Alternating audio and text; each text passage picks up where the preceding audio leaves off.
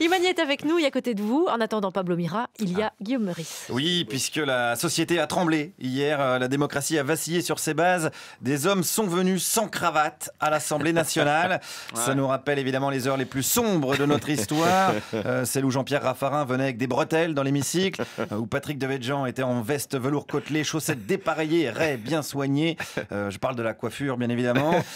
Cédric Villani, qui lui porte une lavalière et un corbeau mort sur l'épaule droite, n'a pas encore réagi, mais du côté du Palais Bourbon, on craint une escalade. À quand un Pantacourt à la tribune, qui sait peut-être un jour Éric Woerth en Sarwell, en commission des finances. Alors bien sûr, la France vit dans l'angoisse, je le sais, puisque la France, je l'ai rencontrée ce matin. On commence avec un premier citoyen. Est-ce qu'il a regardé ce qui s'est passé hier à l'Assemblée nationale? Oh ben, faut pas regarder des cons, on les voit tout le temps. Est-ce que vous avez suivi la polémique sur la cravate? Ben, la cravate, c'est un con, l'autre, de toute façon. C'est un con, pour moi, c'est un con, il a qu'à respecter.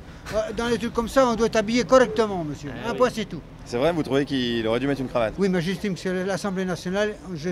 C'est l'Assemblée nationale. Voilà, c'est des cons, mais il faut qu'ils aient une cravate, c'est important. C'est vrai que souvent, une cravate, ça permet de repérer les cons. Le prenez pas perso, Pablo. Elle vous va très bien, cette jolie laisse sociale que vous portez. Mais c'est vrai que c'est un marqueur. Les fans de Johnny, c'est la chemise avec une tête de loup. Les cons, c'est la cravate.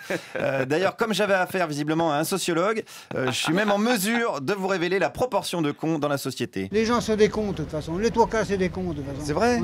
On est gouvernés par des cons depuis 40 ans. Ce qu'il y a bien, c'est que la gauche comme la droite, c'est toujours les anciens, mais... Mais attendez, si le trois quarts des gens sont des cons, c'est normal que l'Assemblée nationale, ce soit des cons. C'est représentatif. Oui, ben oui, on élit des cons. J'ai dit à Hortefeux un jour que j'en ai marre d'être pris pour des cons. Parce que comme je vous dis, c'est tous des enculés, de toute façon, en parlant poliment. C'est tous des enculés en parlant poliment. Fin de citation. Alors, c'est une analyse qui en vaut une autre. Hein. C'est important de se mettre au diapason de la société. Continuons avec une citoyenne à présent choquée par le comportement des sans-cravates à l'Assemblée. C'est un des seuls lieux qui restent où on peut respecter les traditions, alors que tout s'en va à volo, que surtout la façon de se comporter au point de vue vestimentaire ou dans la rue, c'est plein de laisser-aller, d'incivilité. Vous trouvez qu'il y a de l'incivilité au niveau des vêtements? C'est tout juste si on ne va pas en culotte dans la rue. Bon, voilà, donc. Vous avez vu ça déjà?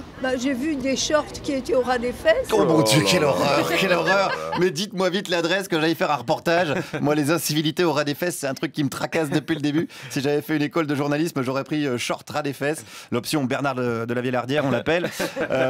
Mais bon, attention, on se calme. Je suis sur France Inter, bien sûr, service public. J'ai quand même voulu rassurer la dame. Mais alors attention, Jean-Luc Mélenchon, il va pas aller à l'Assemblée avec un short ras les fesses. Hein. Je sais pas, mais il ira peut-être avec un tricot de corps, un Marcel, ou je ne sais quoi. Putain, l'image de Jean-Luc Mélenchon en Marcel à l'Assemblée nationale. Elle va me hanter longtemps, celle-là. Je suis désolé de vous l'avoir mis dans la tête également. Pensez à Claude Goasguen en slip pour faire diversion, ou à François de Rugy en tongs. Tiens, puisqu'on parle de Rugy, il a été élu hier et une citoyenne a un avis sur la question.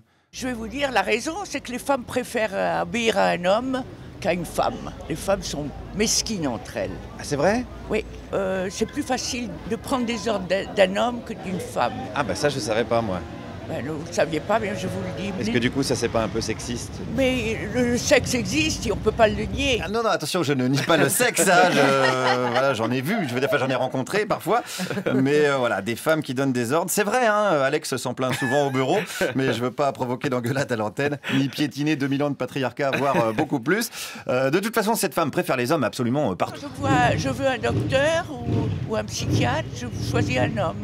Ah, toujours? Ah oui. Parce que je suis trop entourée de femmes, voilà. Vous en avez marre des femmes? Il y a trop de femmes, vous voyez, 52% sont des femmes, ce qui fait 48% d'hommes, et sur ces 48%, il y en a 10% qui sont homosexuels. Donc c'est vrai? Les femmes sont un peu à court, oui, c'est vrai. Ah, vous trouvez que les homosexuels ne sont pas des vrais hommes? Du point de vue sexuel, non. D'accord, mais alors de quel point de vue elle trouve que c'est des vrais hommes? Ça, je sais pas, on pige pas bien, je laisse les experts Hanouna démêler la question. Moi, je dois être trop con finalement aussi. Puisqu'on parle de con, retournons voir notre spécialiste pour une dernière question. Qui pour vous n'est pas con? Mais la Pierre, hein. Peut-être moi. Ah, vous? Je sais ce que c'est que de la vie de gagner de l'argent parce que je travaillais 15 heures par jour. Bah, du coup, vous avez travaillé comme un con? Ben oui, comme un con, exactement, mais c'était ma vie. C'était ma vie. Du coup, ça se trouve, vous êtes con aussi? Ben, mais je le sais, je suis con de toute façon. Je sais que je suis con d'avoir travaillé comme un con. Et voilà, et ça va pas s'arranger avec la réforme du Code du travail que Macron espère cacher sous des polémiques à la con. Merci Guillaume Meurice.